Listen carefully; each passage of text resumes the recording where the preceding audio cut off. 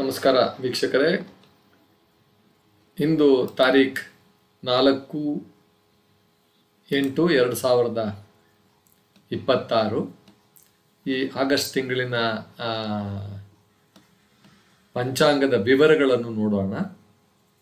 ಇಂದು ಮಂಗಳವಾರ, ಶ್ರೀಶಕ 1948, ಪರಾಭವನಾಮ ಸಂವತ್ಸರ, ದಕ್ಷಿಣಾಯನ, ವರ್ಷ ಋತು ಆಷಾಢ ಬಹುಳ ಷಷ್ಠಿ.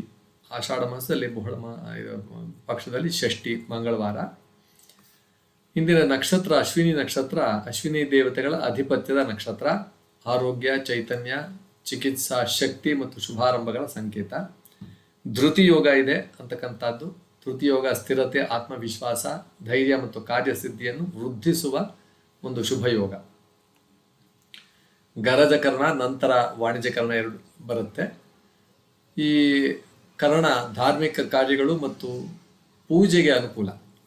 ವಾಣಿಜ್ಯಕರಣ ವ್ಯಾಪಾರ ಮತ್ತು ವ್ಯವಹಾರಗಳಿಗೆ ಪ್ರಶಸ್ತವಾಗಿದೆ. ಇನ್ನು ಸೌರಮಾನದ ಕಟಕ ಮಾಸ 19ನೇ ದಿವಸ. ಇದು ದೇವತಾ ಆರಾಧನೆಗೆ, ಆಧ್ಯಾತ್ಮ ಚಿಂತನೆಗೆ ಮಹತ್ವದ ಕಾಲ. ಸೂರ್ಯೋದಯ ಬೆಳಿಗ್ಗೆ 6:04 ಸೂರ್ಯಾಸ್ತ ಸಂಜೆ 6:59. ರಾಹುಕಾಲ ಮಧ್ಯಾಹ್ನ 3:46 ಸಂಜೆ 5:24 ಇರುತ್ತೆ. ಇದು ಎರಡು ಪ್ರಮುಖವಾದ ಒಂದು ಆಚರಣೆಗಳು. ಒಂದು ಶ್ರೀ ಚಾಮುಂಡೇಶ್ವರಿ ವರ್ಧಂತಿ. ಚಾಮುಂಡೇಶ್ವರಿ ದೇವಸ್ಥಾನದಲ್ಲಿ ಅಧಿದೇವತೆಯಾದ ಶ್ರೀ ಚಾಮುಂಡೇಶ್ವರಿಯ ವಿಶೇಷ ಸ್ಮರಣಾ ದಿನವನ್ನು ವರ್ಧಂತಿಯಾಗಿ ಆಚರಿಸಲಾಗುತ್ತೆ.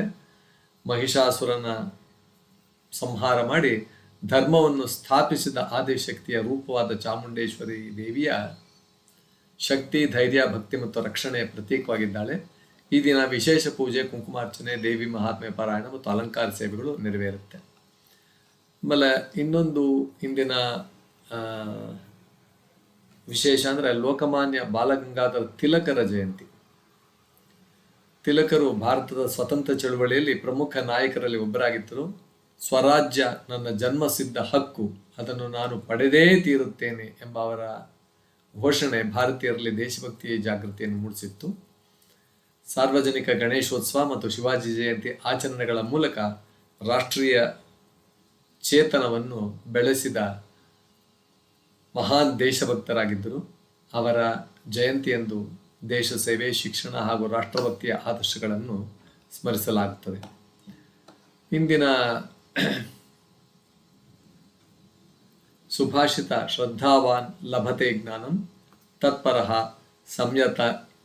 ಸಂಯತೇಂದ್ರಿಯ ಅಂತಕ್ಕಂಥದ್ದು. ಶ್ರದ್ಧೆ ಮತ್ತು ಇಂದ್ರಿಯ ನಿಗ್ರಹ ಹೊಂದಿರುವವನಿಗೆ ಜ್ಞಾನವು ಲಭಿಸುತ್ತದೆ ಅಂತಕ್ಕಂಥದ್ದು. ಇಂದಿನ ಸಂದೇಶ: ಗುರುಗಳ ಆದರ್ಶಗಳು ಜೀವನಕ್ಕೆ ದಾರಿ ತೋರಿಸುತ್ತವೆ. ದೇವಿಯ ಕೃಪೆ ಧೈರ್ಯ, ಭಕ್ತಿ ಮತ್ತು ಆತ್ಮವಿಶ್ವಾಸವನ್ನು ವೃದ್ಧಿಸುತ್ತದೆ. ಸೇವೆ ಮತ್ತು ಸಾಧನೆಯ ಮೂಲಕ ಜೀವನವನ್ನು ಸಾರ್ಥಕಗೊಳಿಸೋಣ. ನಮಸ್ಕಾರ ವೀಕ್ಷಕರೇ.